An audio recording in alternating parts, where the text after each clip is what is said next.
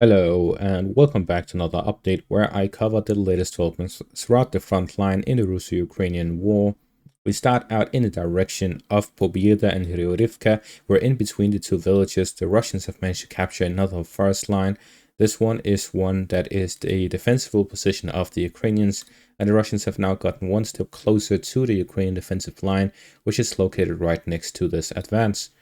The Ukrainians have this position located in the high grounds in between the direction of Hryorivka to the north and Pobieda to the south. Gaining control over this defensive position would allow the Russians to gain a significant advance here along the highway between the Donetsk city and Rivka here to the west, connecting further onwards to different regions. The Russians here are looking to go in the direction of Kurakhove, which is a significant defensible position of the Ukrainians here in the south. Moving further westwards, the Russians could cut off the Ukrainian positions in Velika Novosilka, here to the south, from the rest of the Donetsk region. This will allow the Russians to focus their forces here in the south and gain control over the southern part of the Donetsk region. At the same time, it will improve the Russian positions in the area to gain control over Kurakhove and the fortified positions in the area to strengthen the southern and western flank of Donetsk and develop the general situation here in the southern parts of the Donetsk region. Further north here in the direction of Krasnohorivka, the Russians have managed to enter the northern parts of the city from the center. This allows the Russians to control most of the positions here in the central parts of the city and the Ukrainian positions here in the center by the arc, and having direct fire control over the only supply route in and out of the area. The Ukrainians still have locations here, as far as we know, in the residential area in the eastern parts of the city. They are now completely cut off from anywhere unless they go through the park to the northern parts, and this entire area will be under fire constantly by Russian soldiers.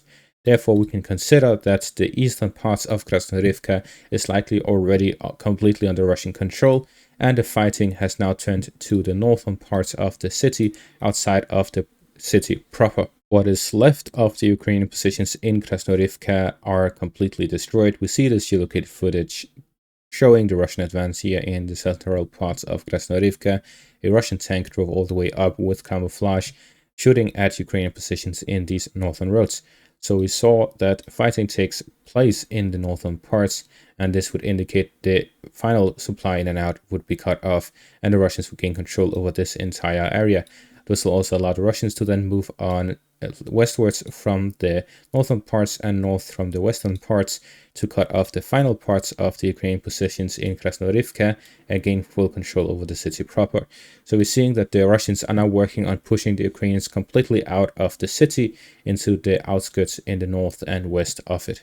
In the direction of Karolivka, we see that the Russians have managed to advance both in the northern and central parts of it. In the northern parts, they've captured this area isolated from the rest of the town and are moving towards the fortified positions of the Ukrainians here into the north of the town as the Russians move closer to cut off the only crossing here by the Vovcha River line and the reservoirs. In the south, the Russians are advancing slowly through the Dacha area of Karolivka, trying to gain control over it along the Vovcha River line and move towards the western parts, where again they'll be moving along the Vovcha River line to gain control over the eastern bank of it. This is to the north of Krasnohorivka.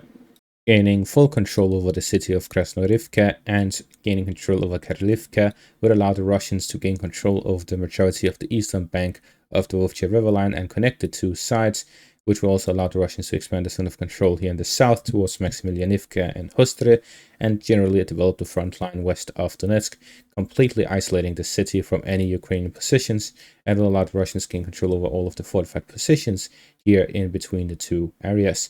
So we see that the current developments by Karolivka and Krasnohorivka defines the entire section of the front line for it to be similar to the Battle of Avdiivka, where following the capture of Avdiivka, the front line moved from this line I'm drawing right now to gain control over the entire area, where they gained control and constantly advanced over the past few months to gain control over this entire area.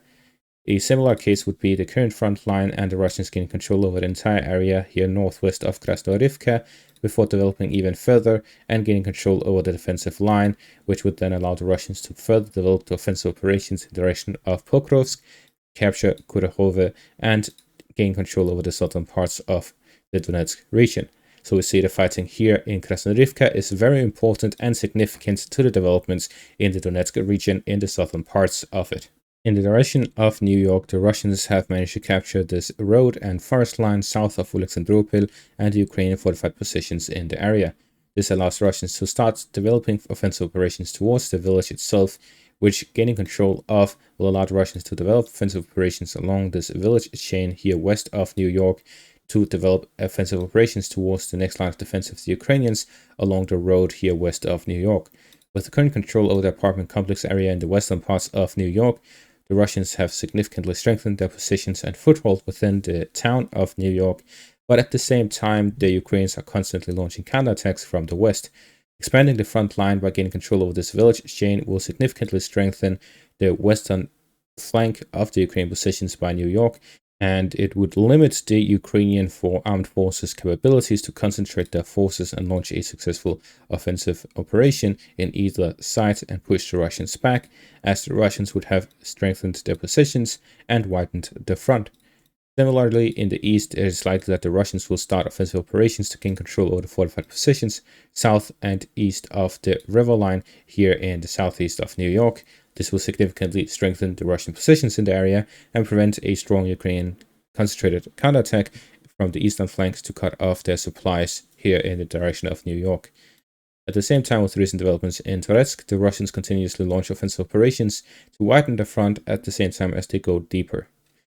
Further north here in the direction of the Kupiansk section of the front line, the Russians have captured the final parts of Pishchane in the central parts. There are a few buildings and forest lines here to the west of the current Russian positions, but with this geolocated footage, it is clear that the Russians have managed to plant the flag in the northern parts of the Pishchane River and thereby also gaining control over the town. This shows that the Russians have gotten full control of it. However, the long-term control over the town of Pishchane depends on whether or not the Russians are able to capture the Ukrainian fortified positions north of Pishchane, which are located on the heights and are well fortified.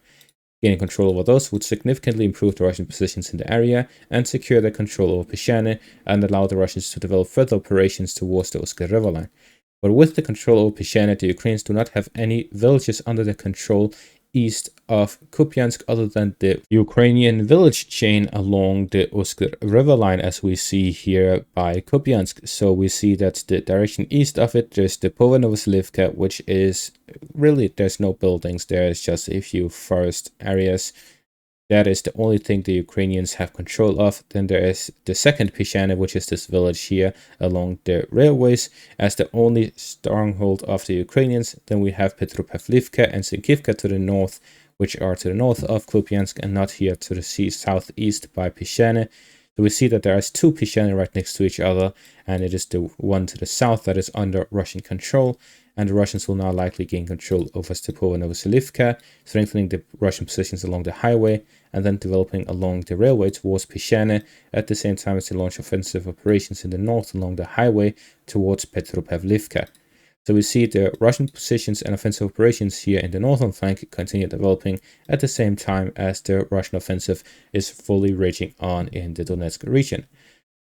Over the past few days, the Russians have significantly escalated their offensive operations in the Donetsk region, specifically in between Chasiv Yar to the north and Krasnohorivka to the south. In this area, entire section of the front line, the Russians have escalated their offensive operations, launching further operations on a wider front and pushing deeper in the areas where they are fighting. We see that with the push in the direction of Pokrovsk, where the Russians are pushing deeper and deeper in the direction of Novoselivka, Persha, Progress, Novoalexandrivka, Vostochenka, and so on. The Russians are pushing on a wide front deeper towards Pokrovsk. At the same time, we see the expansion towards Karelivka, Krasnohorivka, and Pobieda in the south, where they are widening the front and opening up a new stage in the fighting near the front line. At the same time, we saw the deep pushes in the direction of Vodiane and Volodar in the south. The Russian capture of Termoyovsk and Urashane has allowed the Russians to focus on the next part of the front line. Direction of New York, we saw the deep push into New York itself and now widening the front along Alexandropol. Direction of Donetsk, deep into Družba and Pivnishne, as well as Selishne, and now they are expanding in the south in the direction of Pivdene. So we see constant pushes along the entirety of the front, whether it is deep or wide. We see all of them constantly, and over the past few days there's been a significant increase in such developments, as this is my third video in the past 2 days, and we'll likely see even more as the Russians continue pushing across the front line. In the north, there's not a lot of developments. The Russians and the Ukrainians are close to a stalemate, as it is mostly just a bit back and forth. The Ukrainians are unable to break the Russian lines despite the numerical superiority. And that is going to be all for this update. Thank you all for watching. Make sure to leave a like, subscribe, and check out my Patreon for additional content. Thank you all for watching, and have a great day.